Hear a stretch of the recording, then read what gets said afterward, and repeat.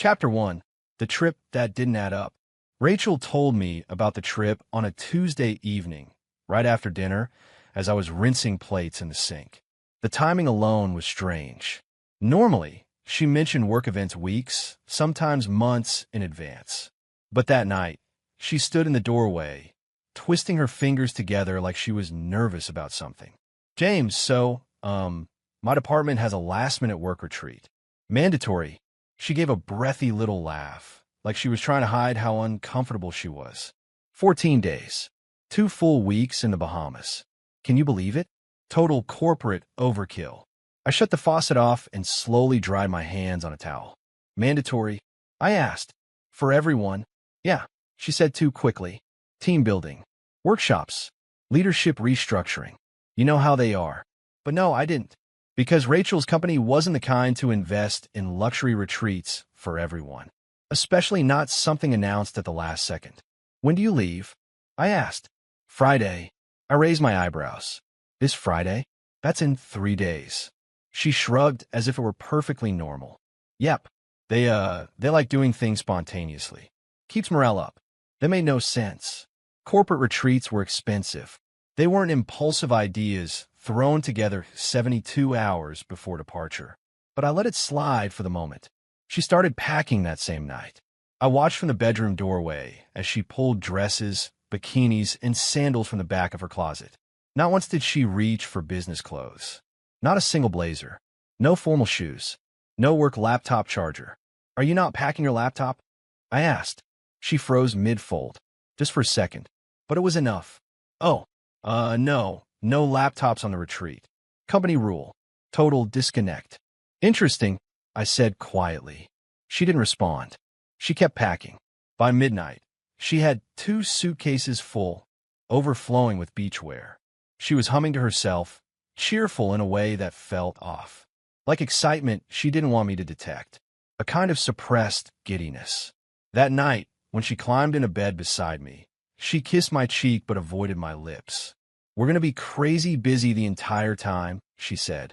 Meetings from sunrise to sunset. Right? I murmured. She didn't notice the skepticism. The departure. Friday came fast. Too fast.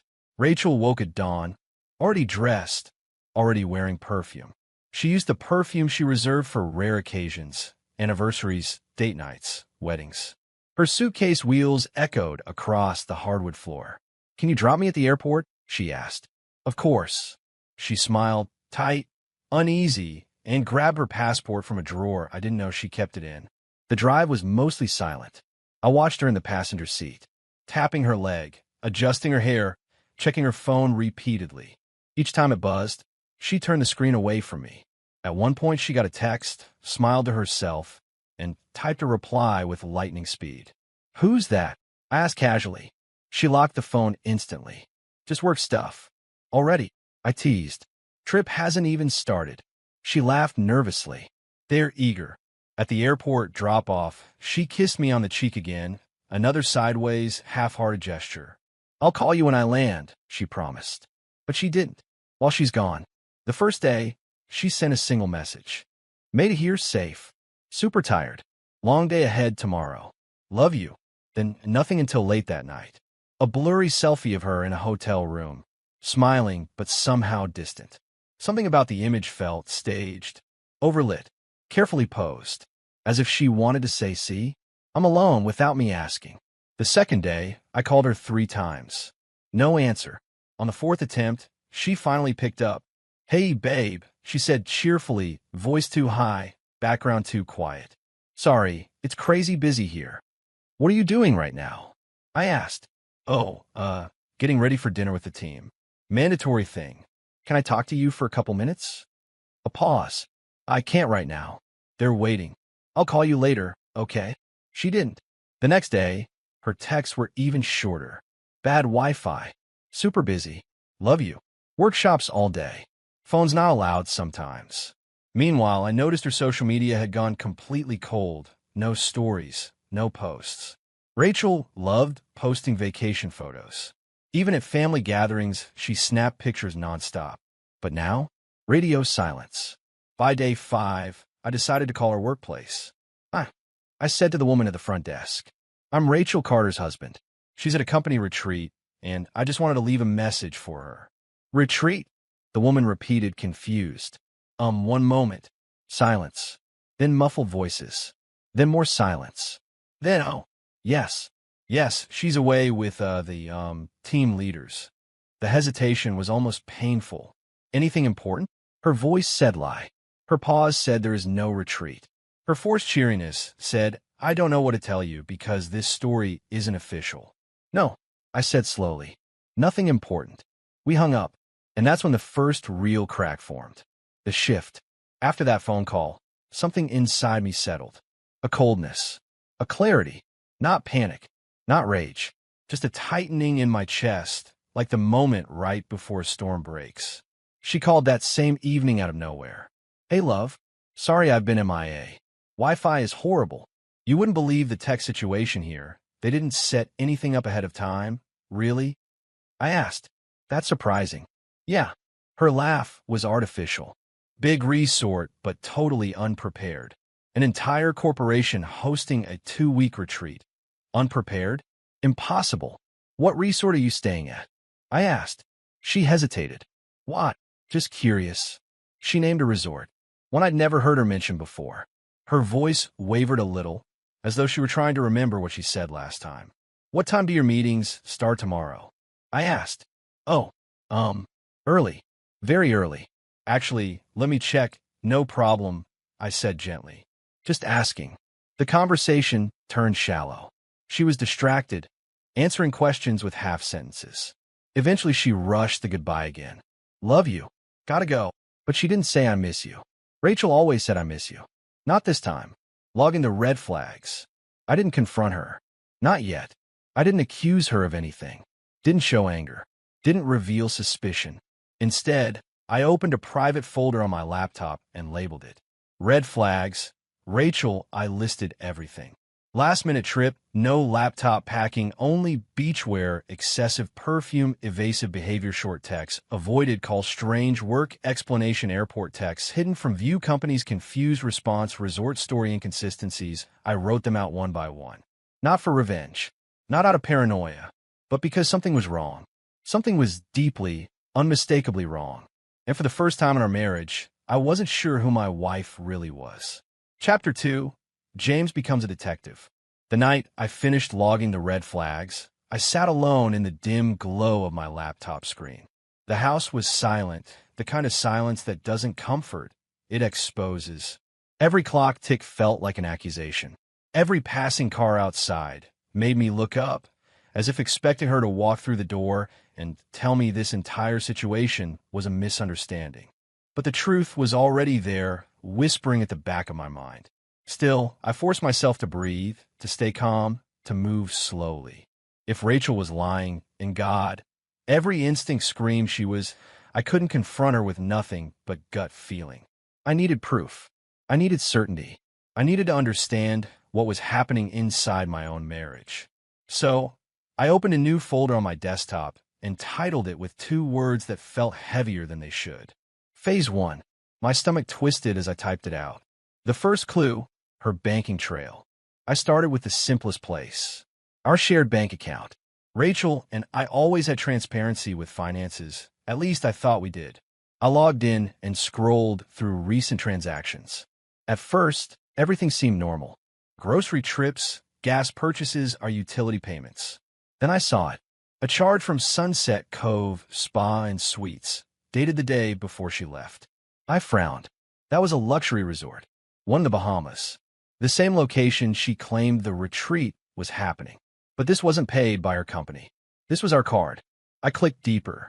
Another charge. Ocean View Private Dining. A dinner bill for 2. And another. Seabreeze Catamaran Tours. My heart sank. These weren't conference expenses. These were vacation activities. I swallowed hard and sat back in my chair. My throat felt tight. Okay, I whispered to myself. Okay, look for more. I kept scrolling. Then I saw something worse. 2 plane tickets same day. Same flight. Purchased with her personal card. Not 1. 2. I stared at the screen for a full minute before exhaling shakily. Who was the second ticket for? I didn't know, but I had an idea. and it terrified me. The second clue, deleted messages. Rachel wasn't clumsy. She was always careful with her phone, always kept it face down. But she wasn't a tech expert, and recovery tools existed for a reason. She'd logged into her Apple account on my laptop months ago when her phone was glitching. That session history still existed, and so did her iCloud backups. My hands trembled slightly as I clicked through. "Please," I murmured. "Please let me be wrong." I navigated deeper into her iMessage backups. The more I clicked, the more sick I felt. There were conversations missing from her phone, entire threads she must have deleted. But iCloud hadn't deleted them yet. A name jumped out at me instantly. Marcus Chun, her co-worker, her work husband, as she jokingly called him at dinner parties, never realizing how much that term bothered me. I'd brushed it off for years, telling myself it was harmless. Now I opened the thread. The most recent messages were gone, wiped clean. But earlier ones remained, scattered fragments like bones of a buried body. "Can't wait to see you. 14 days is a long time without distractions. Winky face. We'll be careful. He won't suspect anything. Did you book the room with the balcony? I want that view again." My chest caved in. I whispered the words without meaning to. "Oh God, Rachel. What did you do?" I scrolled further. Pictures were missing. Videos deleted. But the captions remained. "Same spot as last time. I'll wear that dress you like. Your trouble." My pulse hammered. I pushed the laptop away like the screen was burning my hands. My vision blurred. For a few minutes, I didn't move. I just sat there, breathing hard, trying not to fall apart. Then, slowly, deliberately, I pulled the laptop back toward me. No more denial. No more hoping I'm misunderstood. It was time to face the truth. The third clue, the call log. I opened our phone plan records next. I never bothered checking them before. Why would I? Trust was supposed to be the foundation of a marriage. Rachel's call log showed dozens, no, hundreds of calls to Marcus. Some were minutes long. Some were hours. Some happened late at night. Others occurred on days she'd told me she was working late. Every day of the past 2 months, she'd spoken to him. Sometimes multiple times. A cold numbness spread through me. "What else are you hiding?" I muttered. As if answering the question, I noticed a pattern. Before the work retreat, the frequency doubled. Trip planning, coordinating, flirting, God knows what else. My jaw tightened. I took screenshots, saved them into phase 1. The fourth clue, deleted photos. Using the iCloud photo recovery tool, I dug deeper. Most photos she took on trips or outings stayed in her shared albums. But these were wiped clean. Hidden. A few corrupted thumbnails remained, half-loaded images showing. A poolside bar, a man's shoulder, Rachel's reflection in oversized sunglasses, a balcony with a single table set for 2. One photo loaded fully. A close-up of Rachel in a sundress she told me she'd never liked anymore. She had clearly worn it recently. Behind her, blurred but unmistakable, was the outline of a man with Marcus's build. I stared at it until my eyes burned. Calm on the outside.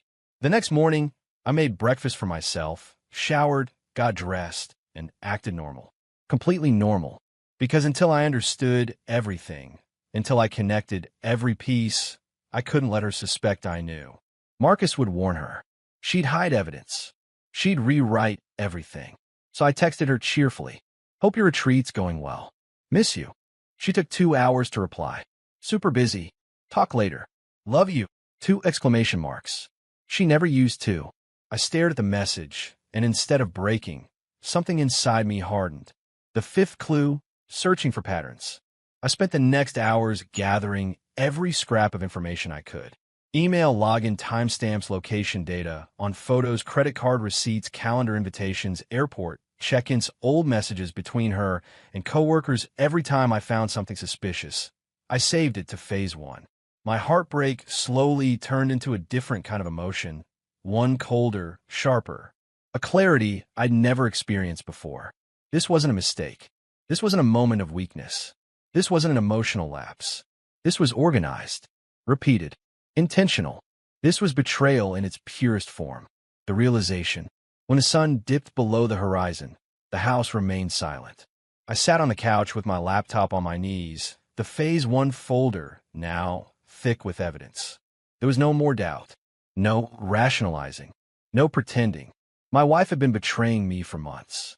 And she wasn't just cheating.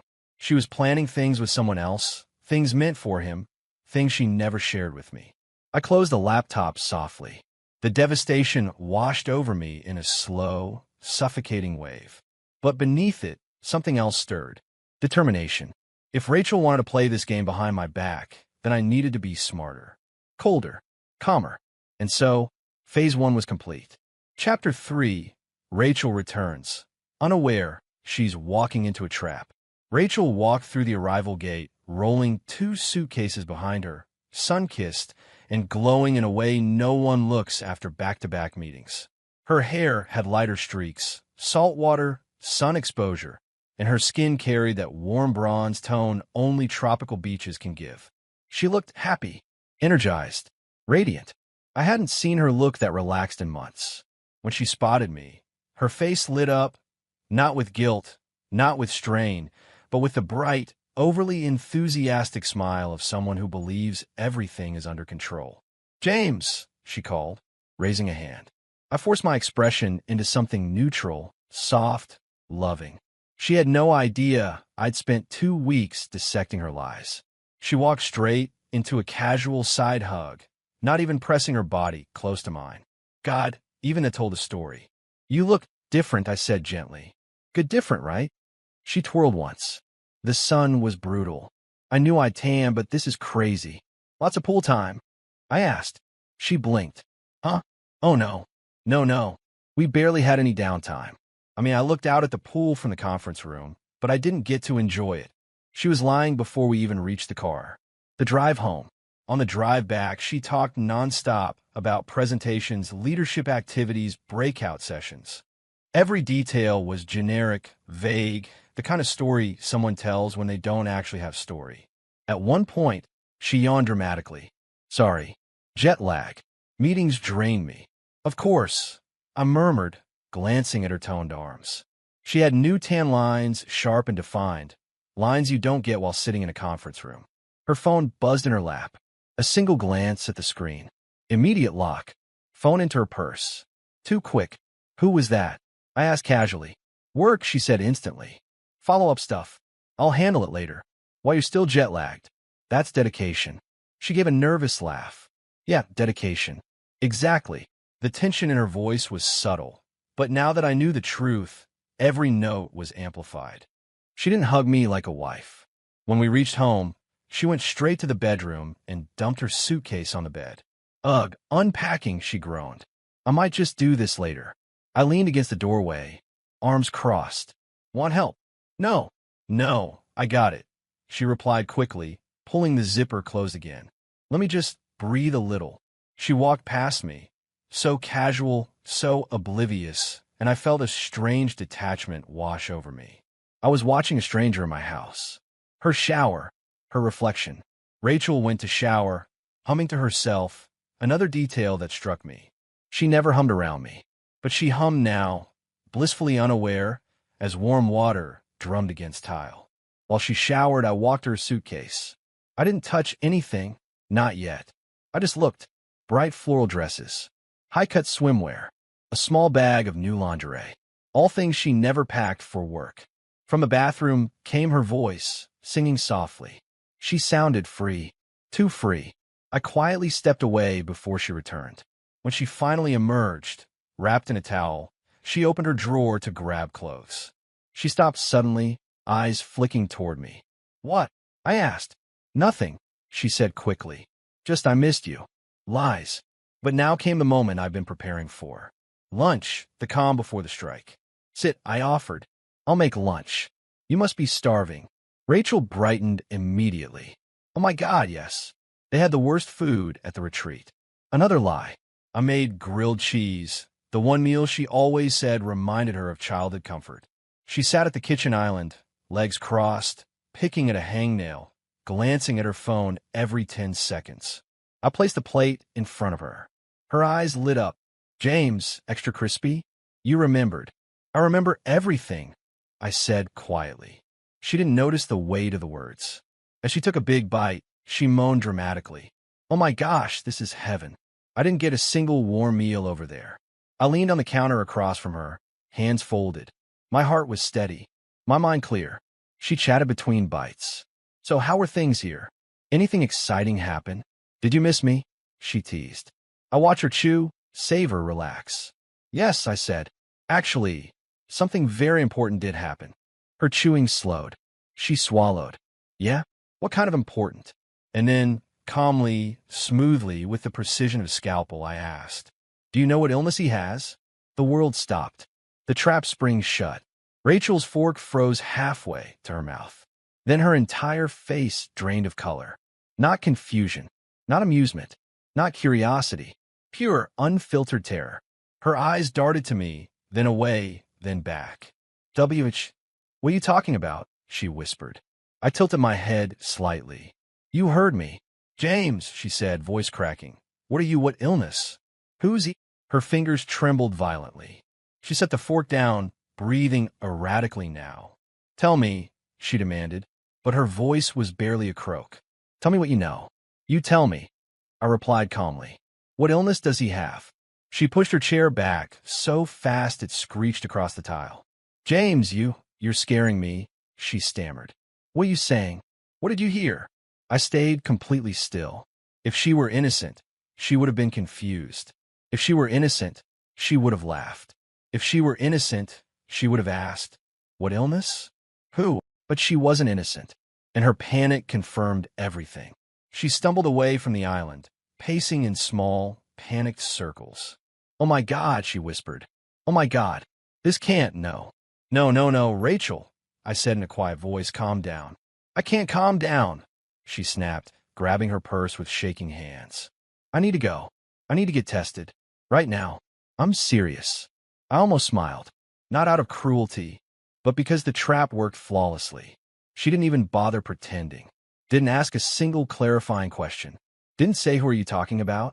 She ran straight to the truth she thought I was hinting at. And that truth was Marcus.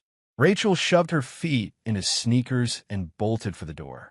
Rachel, I called. Do you want me to drive you? No, I'll go myself, she cried, practically sprinting outside. I followed her to the doorway and watched as she fumbled her keys, got in her car, and sped off so quickly the tires screeched. I stood there for a long moment, calm, cold, silent. Then slowly, almost gently, I closed the door. My plan had worked exactly as intended. Chapter 4, Proof, Pictures in Phase 2. James woke up earlier than usual, long before the sun rose. Sleep had come in broken fragments, each one punctured by the image of Rachel laughing in someone else's arms, lying effortlessly, breathing beside him every night while her truth lived elsewhere. By 6 a.m., he was already seated at the dining table, laptop open, phone beside him, the house still quiet except for the rhythmic hum of the ceiling fan. Today was different. Today wasn't about suspicion or guessing or reading between lines. Today was about proof, solid, undeniable proof. It came sooner than he expected. At 7:12 a.m., his phone buzzed with a notification from a work group chat Rachel had always complained about. Marketing team, all staff new image from. Marcus H. James frowned. He wasn't even in the group. This was from Rachel's old tablet he'd synced months ago and forgotten about. He tapped the notification. A photo opened. Rachel, standing poolside in a bright turquoise bikini, sunglasses perched on her head, smiling like she'd been handed paradise itself. And next to her, Marcus, shirtless, sunburned, holding a drink that matched the blue in his swim shorts. They were close, too close, as if the photo captured a moment they thought no one would ever see. The Bahamas' sun lit their skin. The pool sparkled behind them. They looked happy, like lovers finally let out of hiding. Not a single hint of mandatory team building. Not a conference badge. Not a meeting room. Not a coworker in sight. Just vacation. James stared at the screen as if it were a bomb ticking in his hands. His jaw clenched. The air felt thick, almost viscous, as though he needed to force it through his lungs. Accidentally sent it to the whole department, he murmured. You idiot, Marcus. He wasn't sure whether to laugh or break something. Instead, he placed the tablet down with deliberate calm, exhaled slowly, and whispered, Thank you. You just made phase 2 easier. You spent the rest of the morning turning the dining table into an investigative command center. 2 laptops open, phone on one side, tab on the other, a notebook filled with dates and red flags. He pulled up Rachel's credit card statements, something he'd checked before, but now he studied them with forensic detail. On the first page, he circled Paradise Sands Resort, $742.90. Lux Tropicana Spa, $318.50. Sunset Bay Restaurant, $289.40. He whispered each charge as he circled it, his voice tightening with every number. Team building retreat, sure. James clicked open the folder he had created weeks earlier. Phase 1. Inside were dozens of files, screenshots, notes, timestamps, phone logs. Now he added the new photo Marcus had gifted him on a silver platter, labeling it Marcus_slip-up.jpg. Next came the deleted messages he had retrieved from Rachel's phone backup. The conversations between Rachel and Marcus told a story far different from the excuse-filled tale she'd fed him. Rachel, 14 days, baby. Just us. No work. No stress. Marcus, you sure you told him it's all meetings? He's not suspicious? Rachel, he's clueless. Thinks I'm stuck in presentations. Marcus, perfect. I booked the Ocean View suite. James swallowed hard. His throat felt scraped raw. Then he read another message, one that twisted the knife. Rachel, he just doesn't make me feel alive anymore. Marcus, I'll make you feel alive every second of those 14 days. James leaned back in the chair. The sentence seemed to echo in the room, ricocheting off the walls and landing back in his chest like a stone. He closed his eyes, not because he was crying, but because if he didn't center himself, he would break something valuable. At noon, James stepped into the kitchen to make coffee, hands shaking slightly. The kettle hissed, and he stared at his reflection in the dark window above the sink. You're doing this for clarity, he told himself. Not revenge, not anger, just truth. The kettle whistled sharply. When he sat back down, he opened Marcus's email thread, something he had stumbled upon only after digging through a shared work server. Most of the emails were harmless, but one stood out like a dagger with his name engraved on it. Marcus had written it to a close friend, someone he trusted. Subject: after the Bahamas, I think this is it. Rachel wants to be with me. Once she talks to James, it'll be clean. I'm done living a double life. After the trip, we'll figure out how to move forward. She deserves someone who actually pays attention to her. James read the lines slowly, his jaw tightening. She deserves someone who pays attention, he repeated bitterly. Right. He saved the email into phase 1, labeling it Marcus_plan to leave wife. One by one, he assembled everything. Screenshots of text messages, email attachments, phone logs showing late-night calls, the hotel receipts, the resort charges, the poolside photo. Piece by piece, he built a timeline, a cold, factual skeleton of 6 months of betrayal. The lies weren't vague anymore. They weren't suspicions. They were documented, time-stamped, organized. He sat back and stared at the monitor. There it was. The truth. The proof. The betrayal. All of it. By late afternoon, the emotional weight finally crashed in. James pressed both palms to his eyes, leaning forward as a shudder went through him. It wasn't just anger, it was grief. Deep, crushing grief for a marriage he had spent years nurturing, trusting, protecting. He whispered into the quiet room. 6 months, Rachel, and I never saw it. He wasn't stupid. He was loyal. There's a difference. And she had counted on that difference to shield her. James opened the notebook sitting beside him and turned to a fresh page. At the top, he wrote in block letters.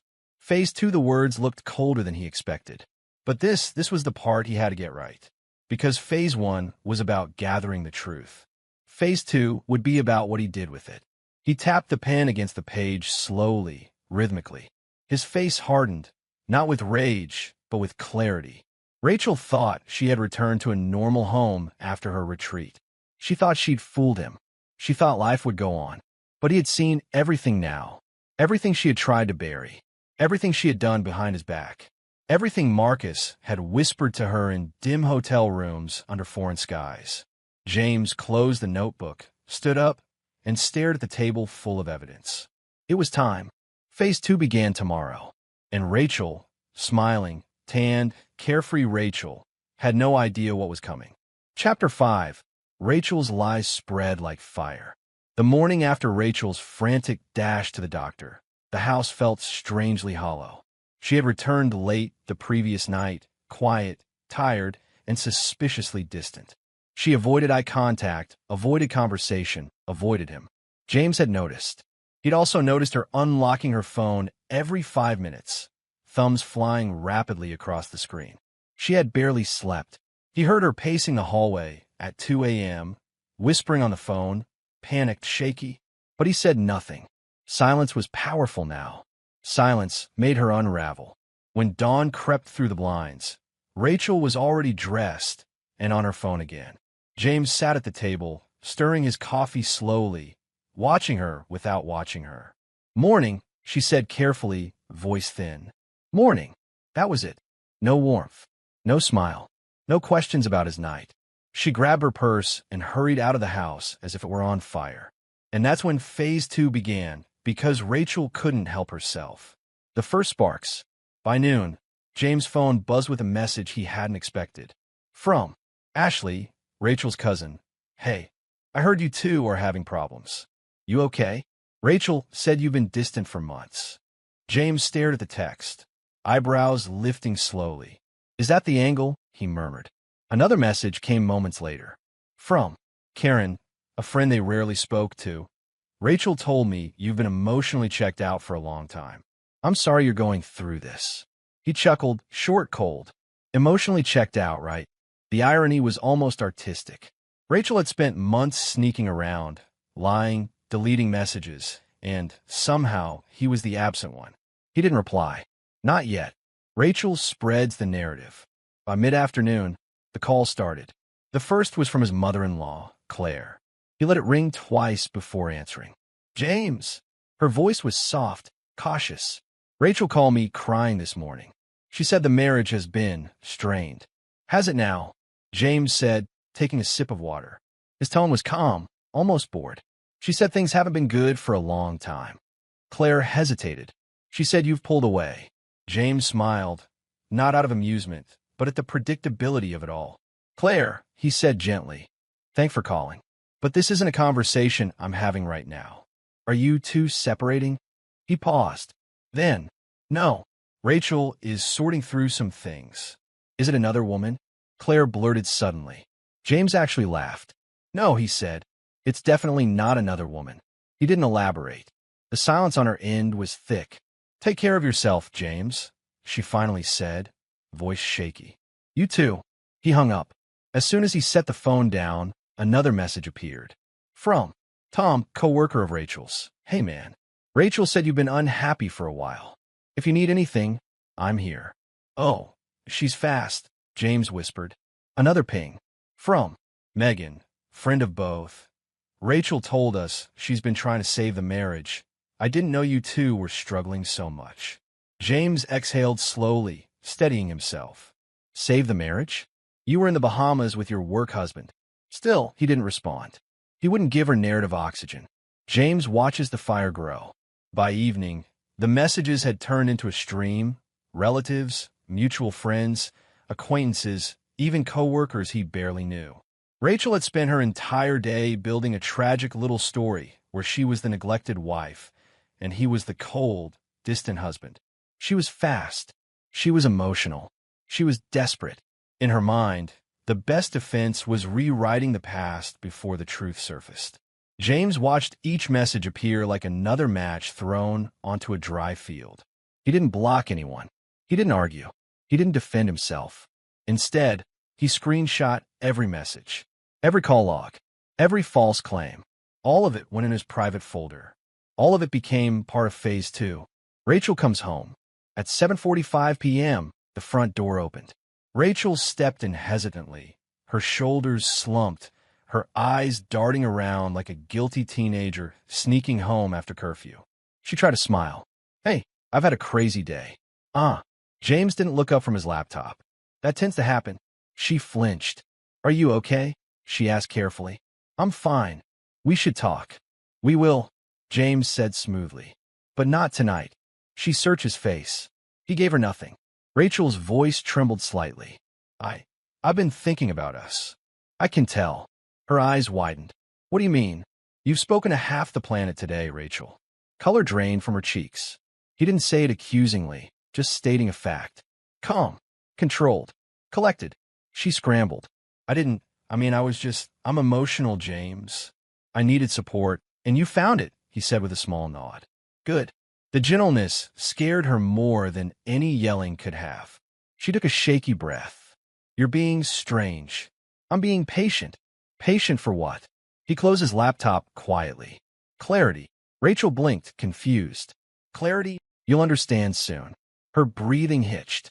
James, I swear, whatever you think, we're not doing this tonight. His tone ended the conversation before it began. She stared at him, wounded and rattled. Are you mad at me? No, the honesty in the word made her more afraid. Then what are you? She whispered. James held her gaze for the first time that night. Certain. The manipulation continues. Rachel went upstairs after that, rattled, pale, and unsure. The minute she disappeared into the bedroom, James heard her voice again through thin walls. Crying, talking, to someone else. He didn't need to guess who. He's shutting down on me, she sobbed. I'm scared. I think he's going to leave, no. I haven't told him anything yet. I need people on my side in case. James closed his eyes and let the words wash over him. He didn't interrupt. He didn't confront. He didn't expose her. That wasn't the plan. He simply saved the audio through their shared home's voice assistant log, a feature Rachel forgot existed. James' patience hardens into purpose. By midnight, the house was quiet. Rachel finally cried herself to sleep upstairs. James remained downstairs, the glow from his laptop illuminating the cold calm on his face. He opened the folder titled Phase 2. Inside, it was neat, precise, organized, evidence arranged in the exact order he would need when the time came. He added today's screenshots, save recordings, call logs, text from Rachel's Flying Monkey support squad. Every lie she spread was now documented. Every attempt to rewrite the story only strengthened his case. He leaned back slowly, exhaled, and whispered, Let her burn the field. She doesn't know I own the water. His patience wasn't passivity. It was strategy. It was timing. It was preparation. Because Phase 2 wasn't about anger. It wasn't about drama. It wasn't even about revenge. It was about truth, revealed publicly, strategically, calmly. James clicked his laptop shut. Phase 2 was ready. And Rachel had no idea the wildfire she started was about to turn back toward her. Chapter 6. Dinner with her parents. Truth shatters illusion. The invitation arrived by text at 10 a.m. From Claire, Rachel's mother. James, could you please join us for dinner tonight? I think it would help everyone understand what's going on. There was a gentle politeness to it, but also a firmness, something that said we need answers. James knew immediately why. Rachel had reached them first. He didn't respond right away. He set the phone down, leaned back in his chair, and let out a slow breath. So it begins, he thought. By 10:03 a.m., a second message arrived. From Bill, Rachel's father. Want to hear both sides, son? James finally typed. Of course. 7 p.m. is fine. Rachel's theater begins. Rachel was in the kitchen when he put on his jacket later that evening. She watched him from across the room with tight, frantic eyes. You're going there? She asked, pretending her voice wasn't trembling. Yes. What? What are you going to say? The truth, James replied simply. She swallowed hard, fingers twisting. My parents are emotional right now. They're confused. I told them we both agreed things weren't working. Ah, he said quietly. That's one word for what you told them. She stiffened. James, she said, lowering her voice, please don't embarrass me. He looked at her, and for the first time, she flinched as though she'd been struck. I won't embarrass you, he said. I'm just going to tell them fact from fiction. Rachel opened her mouth, closed it, then whispered, just be kind. He held the door open. I'll be honest. That's kinder than you deserve. He left her standing in the kitchen, shaking. Arrival. The calm before the storm. Claire opened the door immediately when he knocked. James, she said softly, pulling him into a gentle hug. "Come in, sweetheart." Bill stood behind her, arms crossed, lips pressed into a tight line. The dining table was already set: roast chicken, vegetables, wine glasses, candles. On any other night, it would have felt warm. Tonight it felt staged, prepared for confrontation. Rachel sat at the far end, looking small and fragile, as though she were the wounded spouse in a tragic drama. "Hi," she whispered. "Rachel." He nodded. Everyone took their seats. Claire served chicken. Bill passed the wine. Rachel pretended not to shake. The silence was suffocating. Rachel tries to control the story. Claire broke first. "James," she began gently, "we heard from Rachel that you two have decided to, well, go your separate ways." She said it was mutual. James raised an eyebrow slightly. "Mutual?" Rachel jumped in quickly. "Yes, Mom. We talked about it. We agreed we've grown apart. I didn't want it to become dramatic." Bill cleared his throat sharply. "Rachel, let James speak." She froze, stunned that her father didn't take her side automatically. James dabbed his mouth with a napkin, calm as can be. "Well," he said, "I suppose it depends on what version of reality we're using." Rachel's head snapped toward him. "James, you told them we mutually agreed to separate," he continued, voice level. "But we both know that's not true." Claire looked between them, nervous. "Rachel? Honey." Rachel forced a smile, so tight it looked painful. "James is just upset." "Actually," James said, "I'm not upset. I'm just done lying." Bill leaned forward. "Son, what's going on?" This was the moment. The line between illusion and truth. Rachel's throat bobbed as she swallowed.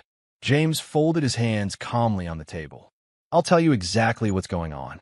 Truth, piece by piece." He reached into his jacket and pulled out a simple white envelope. Rachel went pale.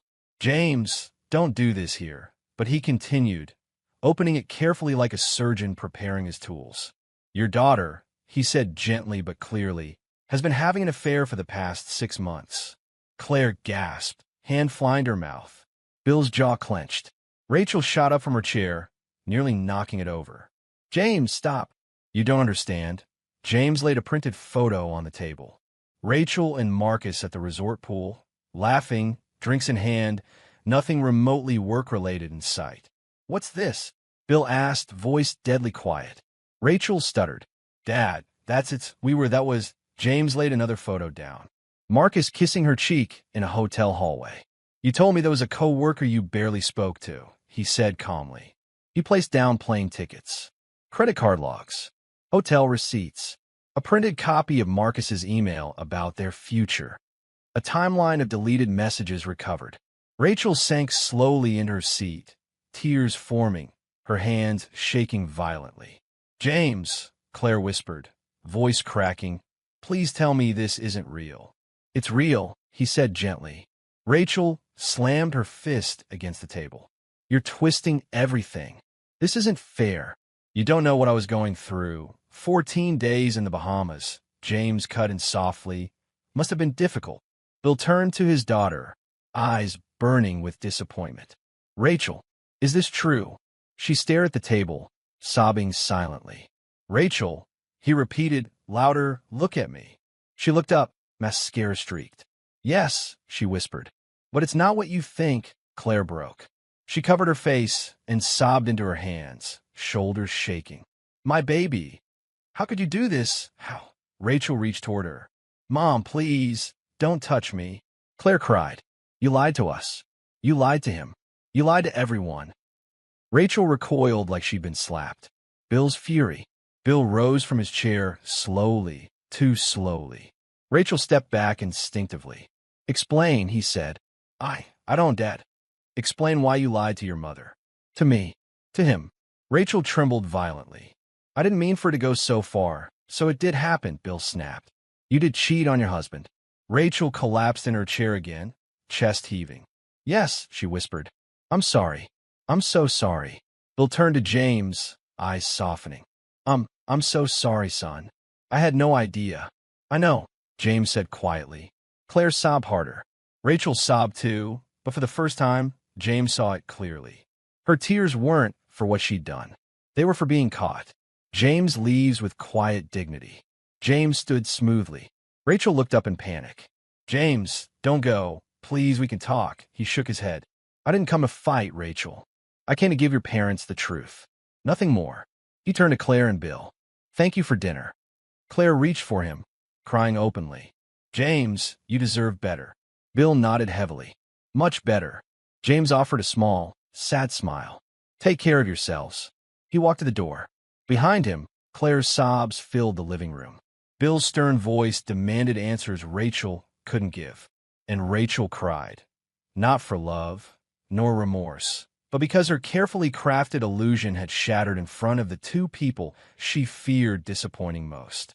James stepped out into the cold evening air, closed the door gently behind him, and left without ever raising his voice.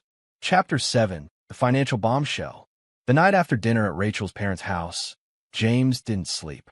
Not out of heartbreak anymore, that had burned out weeks ago, leaving only cold clarity, but because of the way Rachel had reacted. Not the affair, not the lies, not even the humiliation in front of her parents. What disturbed him was how expertly she had crafted her version of reality, how she twisted the narrative, how effortlessly she lied under pressure. Her face changed, tone shifted, tears fell on cue. It wasn't normal. It wasn't accidental. It was practiced. So when dawn broke, James sat at the kitchen table with a cup of coffee, staring at the stack of physical evidence he'd collected from the affair. Something whispered inside him. If she lied about this much, what else did she lie about? He opened his laptop, logged into their bank account, and began digging. The first red flag. At first, everything looked normal. Joint bills, mortgage payments, groceries, gas, the usual flows in and out. But then, one transaction caught his eye. $3,500 transfer, investment account. He frowned. They didn't have an investment account, not one he knew of. He clicked on the transaction. It didn't link back to any bank they used. Just a generic financial institution name he didn't recognize. His stomach tightened. He opened older statements, eyes scanning every line. Another one, $2,900 transfer, and another. For $1,200, the dates went back years. Small enough to hide, spaced out enough to avoid attention, but cumulatively? He grabbed a notebook and started tallying. By the 10th page of statements, he stopped breathing for a moment. He whispered the total aloud, voice shaking with disbelief. $127,000. The pen fell from his hand. This wasn't oversight. This wasn't a misunderstanding. This wasn't some harmless side fund. This was intentional, calculated, hidden, fraud. He leaned back slowly in his chair, staring at the numbers circled on the paper. I didn't just lose a wife, he murmured. I was living with a stranger. The search for answers begins. He printed every suspicious transaction, stapled them neatly, and placed them into a labeled file. Finances, red flags by mid-morning. He was sitting in the office of a forensic accountant recommended by a trusted coworker. The plaque on the desk read, Emily Hansen, CPA, CFE, Financial Crimes Specialist. Emily shook his hand firmly. You mentioned on the phone that you need clarity on some irregular household transactions? Clarity, James repeated, handing her the thick stack. Confirmation. She sat, glasses sliding down her nose as she scanned the first pages. Her eyebrows lifted. She flipped further. Her expression sharpened. Mr. Harris, how long has this been going on? Years, he said. She kept reading. How close are you to separating? We're in the middle of it. Emily nodded slowly. Then you were very smart to come now. Her tone changed. More serious. More clinical. These aren't normal transfers. They're structured to avoid visibility. The amounts vary, but not randomly. Whoever did this was careful. She was, he said quietly. Emily looked up. Your wife. James nodded. Emily exhaled. This isn't just hiding money. This is asset siphoning. If you file for divorce without documenting this, you'll lose everything she moved. Can we prove it? Emily smirked, the confident kind that belonged to someone who lived for puzzles like this. Oh, we're not just going to prove it. We're going to trace every cent, and we're going to document intent. She stood, walked to a whiteboard, and began connecting the transactions. Here, look at the dates. These aren't random. They align with pay periods. And here, These transfers go into different sub-accounts each year. She staggered the institutions to avoid detection. James rubbed his forehead. How much trouble is she in? Well, Emily sat again, folding her hands. If this ends up in court, she'll be facing accusations of marital fraud, potentially criminal. At the very least, this will destroy her leverage in the divorce. He swallowed hard. Do we need an attorney? I'd strongly recommend it. Meeting the attorney. By afternoon, James was sitting in yet another office, this one belonging to attorney Samuel Whitford, a quiet man with steel-gray hair and eyes that missed nothing.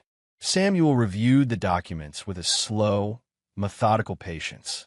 After 10 minutes, he leaned back in his leather chair and said a single, chilling sentence. Your wife didn't just betray you emotionally, James. She betrayed you financially, legally, and strategically. James clenched his jaw. What do? We prepare. Samuel opened a folder and began outlining the next steps. We will file with the financial documents attached. We will use Emily's forensic report to establish a pattern of undisclosed transfers. Then, he tapped the table. We wait for her reaction. She won't expect this. She probably thinks she controlled the story. James stared at the documents. The thick evidence. The betrayal spelled out in numbers, dates, and transfers. Why did she do it? He asked quietly. Samuel shrugged. People siphon assets for many reasons. To prepare for leaving. To gain independence. To hide relationships. Or simply because they never intended to share. James's chest tightened. I thought we were building a life together. Samuel gave him a long, compassionate look. She was building one alone. The weight of it all hits. Driving home, James felt something deeper than anger, deeper than betrayal. It was the realization that his marriage, the foundation of his adult life, was rotten from the start. He replayed moments he once believed were loving. Rachel insisting on managing finances to reduce stress. Rachel dismissing him when he suggested reviewing accounts together. Rachel convincing him to put bonuses directly into the joint account for easier handling. All of it now felt like traps woven with smiles. He parked outside the house and sat in silence. $127,000, he whispered again, shaking his head. This wasn't just adultery. This was systematic deception. A long con. A second life. When he entered the house, Rachel was in the living room, curled on the couch. She looked up cautiously. James, can we talk? He paused in the doorway. She looked anxious, nervous. Desperate, but not guilty, not remorseful, not broken, not yet. James studied her, and for the first time he saw it clearly. She wasn't sorry for what she'd done. She was sorry she got caught. Rachel stood slowly. James, you're scaring me. Why are you so distant? Why won't he talk to me? I'm trying. He walked past her. I have nothing to say, he replied coldly. James, please, look at me. He didn't. Because now he knew the truth. Their marriage had been dead long before the affair. It had been dead the moment she started moving money into accounts he never knew existed. And as he headed upstairs with the accountant's file tucked under his arm, he realized something even worse. He hadn't just lost a partner. He had been living with a fraud. He closed his bedroom door quietly behind him. Rachel still had no idea what he had discovered. Not yet. And James intended to keep it that way for now. Chapter 8, The Final Confrontation. James chose the location carefully, a neutral space, quiet, uncharged, impossible to twist into a spectacle. He didn't want shouting, he didn't want chaos, and he didn't want witnesses. He simply wanted truth, laid bare and undeniable. So he picked the sunroom, the room Rachel always avoided because the afternoon light was too harsh. He wanted harsh. He wanted nothing softened. When Rachel arrived home that evening, her keys jingling too loudly, she walked in with a stiff smile, something halfway between guilt and denial. She spotted him sitting upright in the sunroom and froze. James, she asked cautiously, like she wasn't sure if she was walking into a conversation or an ambush. Sit down, he said quietly. She did, hesitantly. Her eyes scanned the coffee table, legal envelopes, printed documents, a manila folder thick with paper, and James's laptop already open and waiting. A thin line of fear trembled through her posture. James, she started, voice shaky but rehearsed. If this is about my parents, it's not, he interrupted. This is about you. And only you. Her throat bobbed. Oh, okay. James clicked a single key. The laptop screen brightened, revealing the first page. Screenshots. Dozens of them. He angled the screen toward her. We're going to go through everything, he said, piece by piece. You're going to see exactly what I know. I don't. There's nothing to go through. We should talk calmly, like adults. That's exactly what I'm doing, he said. Calmly. She swallowed again. James, please. He clicked to the next screenshot. A message from Marcus. Miss you already. Can't stop thinking about that night. Rachel's breath hitched. James, he clicked again. Another message. 2 more days. Hotel is booked. I'll send you the confirmation. She wrapped her arms around herself, as if trying to physically hold her excuses in. I deleted those, she whispered. I recovered them, he replied. All of them. Her face fell in her hands, muffling a trembling exhale. This doesn't mean anything. It looks worse than, he clicked again. The photo appeared. Marcus, shirtless, poolside, a tropical drink on the table beside him. The reflection in his sunglasses unmistakably showed Rachel's silhouette on a beach chair a few feet away. This, James said softly, was taken on what you described as your mandatory communication workshop. Her hands dropped from her face, and panic sharpened her voice. James, that photo was taken out of context. I told you. We had free time between sessions. It wasn't what you think. It's exactly what I think, he replied. Then he slid a printed document toward her. Hotel receipts. 2 rooms. Same floor. Same dates as her work retreat. Rachel looked at the paper, but didn't touch it. James, she whispered. I don't know what you want me to say. I made a mistake. A stupid mistake. He opened the manila folder and laid out more. Credit card statements with unfamiliar charges. Bank transfers. Her jaw tensed. What is this? She asked in a brutal voice. It's your spending, he said. Your hidden spending. Hidden? What are you talking about? I buy groceries, I buy clothes. Sometimes I $127,000, he said. Her breath vanished. I found the accounts, he continued. The ones you siphon money into. Slowly. Quietly. For years. No, James, no. That's not. She shook her head violently. That's not how it looks. I moved money around, but it wasn't fraud, he said simply. That's the word you're avoiding. She blinked rapidly, terror rising beneath her skin. James, please, she whispered, voice cracking. I can explain. Go ahead. I had debts. My sister needed help. I was trying to save for us. For emergencies. I didn't want you to worry. You're lying, he said. Not loudly. Not accusingly. Just truthfully. You siphoned money into accounts Marcus also used. Don't bother denying it. The forensic accountant traced everything. Rachel's face drained of color.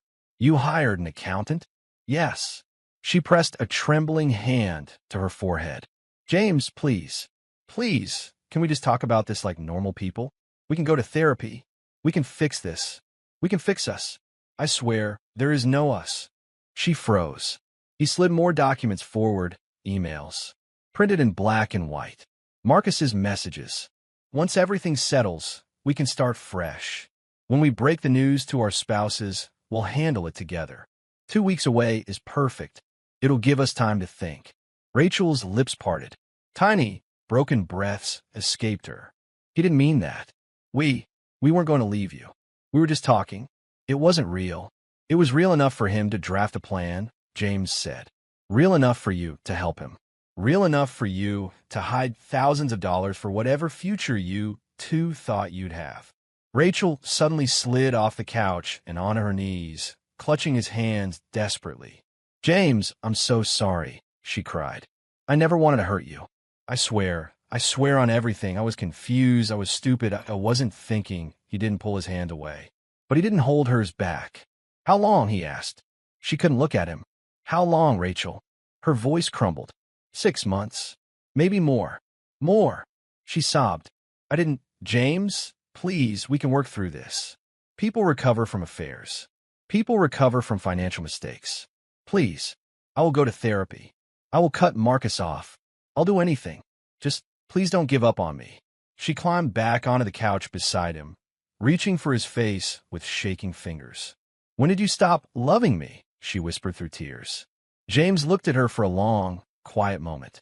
Then he answered with a calm, devastating honesty. You stopped being lovable long before I stopped loving you. The words broke her. She collapsed forward, sobbing into her hands, gasping for air like she was drowning. Please, she begged again. Please, James. Please don't do this. Please don't leave me. He stood. I'm not doing anything, he said. You already did. He walked to the doorway. She scrambled after him, grabbing at his arm, but he gently removed her hand. James, just one more chance. One more. Please. Please. I'll be better. I'll change. I'll prove it. Please, just don't give up. Please, he stepped back. He didn't yell. He didn't curse. He didn't insult her. He simply refused. Calmly. Finally. And in that moment, Rachel understood the truth. She had lost him permanently. And that is where this chapter ends. Chapter 9. Divorce Terms and Consequences. The morning light filtered softly through the blinds, casting thin stripes across the polished wood floor of James's study. He had spent the better part of the night organizing documents, printing contracts, gathering evidence, and mentally rehearsing the conversation he would have. Today would not be another negotiation in which Rachel manipulated, spun stories, or used emotions to tilt the table in her favor. Today, everything would be clear, undeniable, and final. When Rachel arrived, she was dressed conservatively, as if preparing for a courtroom. Her hands trembled as she held her purse, gripping the strap like it could anchor her in a storm she had caused herself. She forced a smile, but it was brittle. James noted it, not with anger, but with cold observation. Morning, she said cautiously, voice tight. Morning, James replied evenly. He gestured toward the chairs across from his desk. Please sit. Rachel lowered herself into the chair slowly, as if expecting the floor to give way. Her eyes flicked to the neat stacks of paper, the carefully labeled folders, the laptop open to the settlement draft. There was no warmth here, no room for bargaining with charm or tears. James tapped the top folder. This is the final draft. No nonsense. Straightforward. Take a look. She picked up the top sheet, scanning the first lines. Her eyes widened slightly as she read. 50-50 division of all marital assets. No alimony. Signed acknowledgement of infidelity. Rachel's hand trembled. James, you can't. This is so harsh. He shook his head slowly. Harsh. Considering what you did, I'd say it's generous. What do you mean? She asked, voice rising. Panic creeping in. He leaned back in his chair, calm, steady.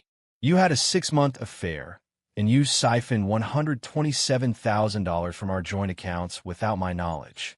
You manipulated our friends, family, and colleagues. And yet, I'm offering a fair, clean resolution. 50-50, no alimony, no drawn-out litigation. That's generous under the circumstances. Rachel's lips quivered. You can't do this. I'll fight it. I have rights. Of course you do, he said quietly. But let me be clear. If you refuse, the consequences won't be minor. He opened a second folder, revealing evidence meticulously organized. Screenshots, emails, credit card records, hotel receipts, and financial logs. He slid it across the desk. These documents outline your affair. The trip, Marcus's emails, and the financial deception. If this goes to court, it will all be part of the record, and I will file for an at-fault divorce. Rachel froze. Her hands clenched the edge of the chair, knuckles white. You wouldn't, she whispered. James's eyes met hers steadily. I would, and I will. I'd subpoena Marcus. I'd present the evidence publicly if necessary. And the $127,000 siphoned from marital accounts? That's already prepared for submission to the district attorney if you refuse a fair resolution. Do you understand? She swallowed hard, her mouth dry. Her usual arsenal, pleading, spinning, gaslighting, was ineffective here. For the first time, the power she had always relied on was gone. The room was quiet except for the faint tick of the clock on the wall. Rachel's voice wavered, barely audible. James, please, we can work something out. No, he said firmly. There's nothing to work out. There's only truth and accountability. She glanced down at the document again, tears welling in her eyes. But 50-50? No alimony? After everything, after all I've done for us. James leaned forward, voice calm but unwavering. Yes, even after everything. Because fairness doesn't mean letting you manipulate me again. It doesn't mean letting you profit from betrayal. It means a clean division, leaving both parties with dignity, what little is left after your choices. Her hands shook. She pressed her face into them, crying quietly now. I never meant for it to go this far. I thought you'd understand. You thought wrong. James interrupted softly. He didn't raise his voice. He didn't yell. He simply stated the reality she had spent months avoiding. You miscalculated. You underestimated me. And you overestimated the protection your lies could give you. Rachel's shoulders slumped. She buried her face deeper into her hands, sobs shaking her body. James, I don't, please, just one more chance. He shook his head, slow, deliberate. No, one chance would be wasted. You've had opportunities, plenty of them. You've chosen every time to betray, deceive, and steal. There's nothing left to chance. Her cries grew louder, but he did not flinch. He did not shift. He did not waver. Every manipulation, every feigned apology, every desperate plea bounced off the wall of his calm certainty. Rachel lifted her head, mascara streaking her cheeks, eyes wide with desperation. Then you're really leaving me?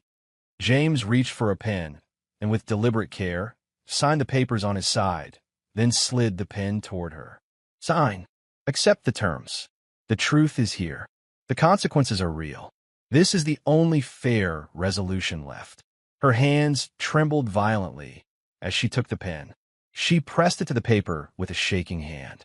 Each signature was a silent acknowledgement that her schemes had failed. She had lost not only her husband's love, but the ability to manipulate the outcome.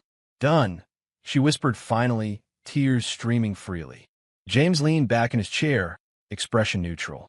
He did not celebrate. He did not smile.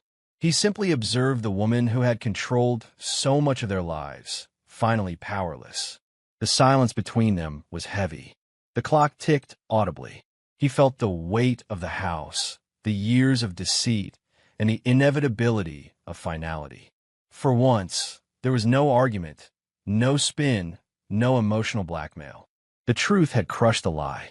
Rachel collapsed into the chair, sobbing quietly, exhausted not just by grief, but by the realization that she had no more cards to play. James packed the evidence neatly back into the folders. It's over, he said calmly.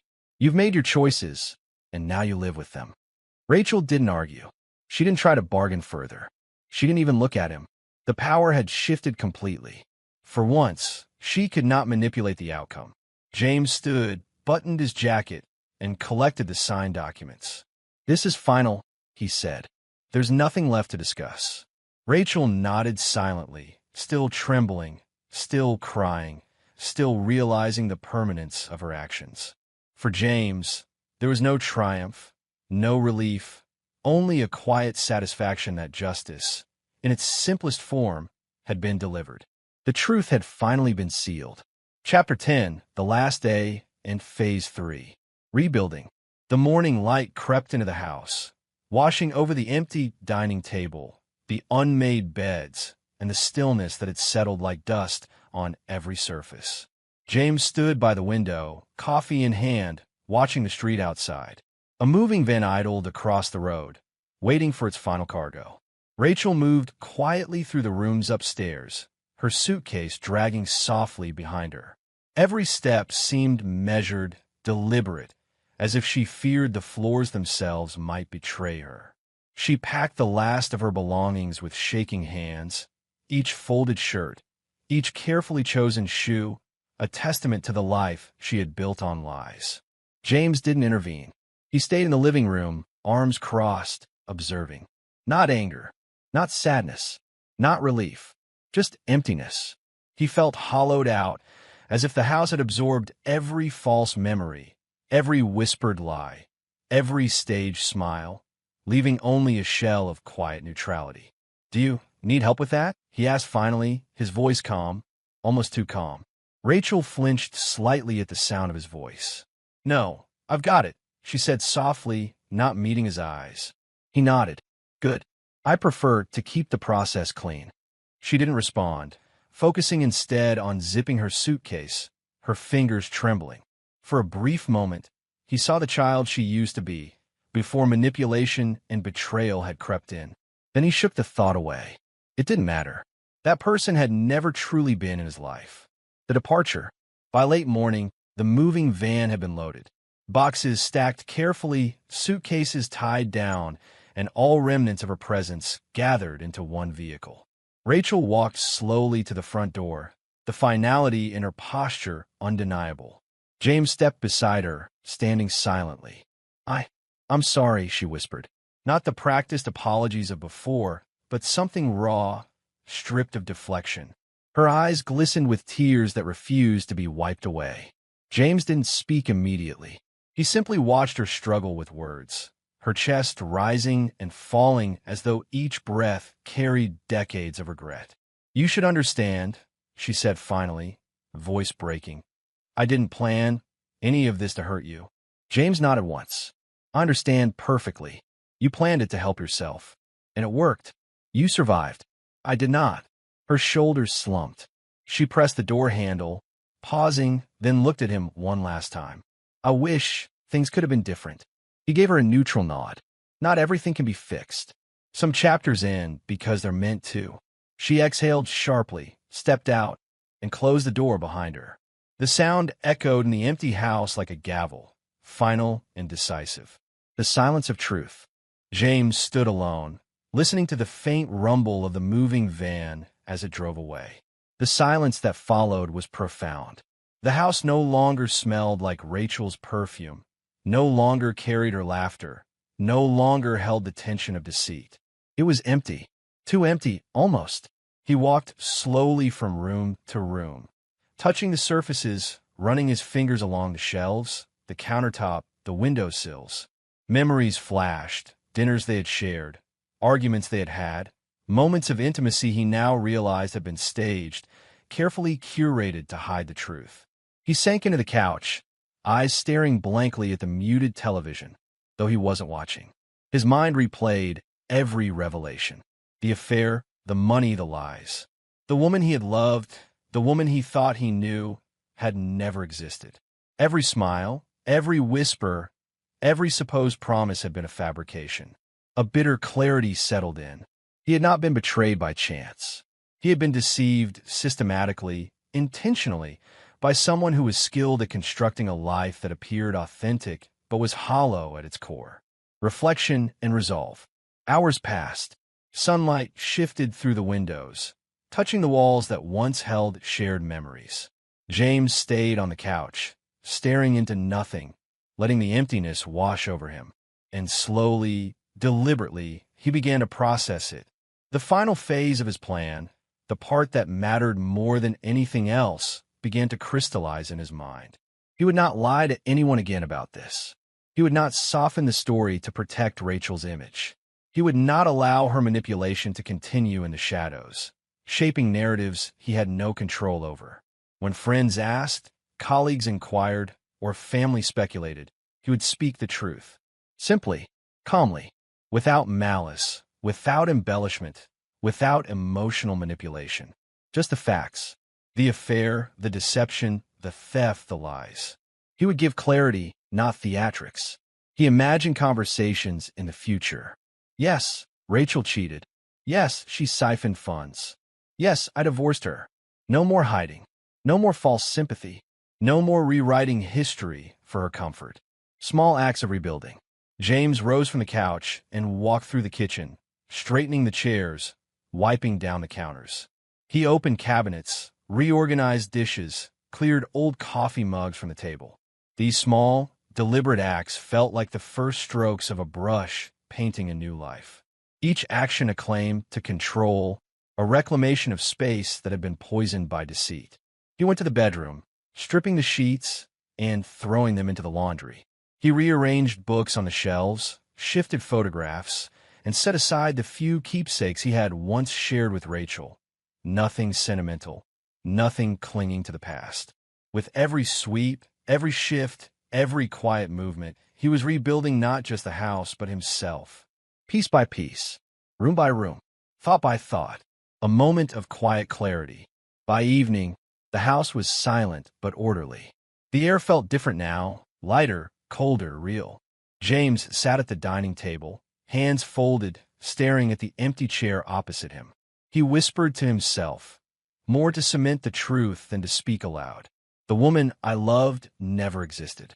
The marriage was a story I wrote for someone who was never who she pretended to be. He let the words settle.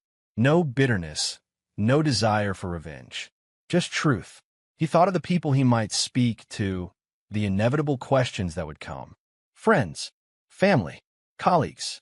And he knew what he would say, each answer delivered calmly, plainly. No hiding, no false shielding of her image. Every lie would be unmasked by his word alone. The final phase of this story, his story, was beginning. The beginning of the next chapter. James rose from the chair and walked slowly to the window, looking out at the street where the moving van had disappeared hours ago. A soft breeze ruffled the curtains, whispering a quiet promise of change. He felt an emptiness, yes, but not despair, not sorrow, not anger, only clarity. And clarity, he knew, was a foundation upon which anything could be rebuilt. This was the moment, the threshold between the life he had lost and the life he would build. He would not rush. He would not force it, but he would construct it deliberately, with patience, with honesty, and with the knowledge that the person he had loved was gone and the life he had imagined was a fiction. He would speak the truth when asked. No lies, no hiding, no protecting her image. The story of betrayal and deceit would be told exactly as it was. And then, slowly, deliberately, he would rebuild. James closed his eyes, exhaled, and for the first time in months, felt a measure of peace. He was alone, yes, but no longer deceived, no longer manipulated, no longer bound by a life that had never existed. He opened his eyes, looked around the silent house, and began the quiet, methodical work of reclaiming everything. His home, his mind, his life, his story. The chapter of his life with Rachel had ended. Phase 3, the truth, the clarity, the rebuilding had begun.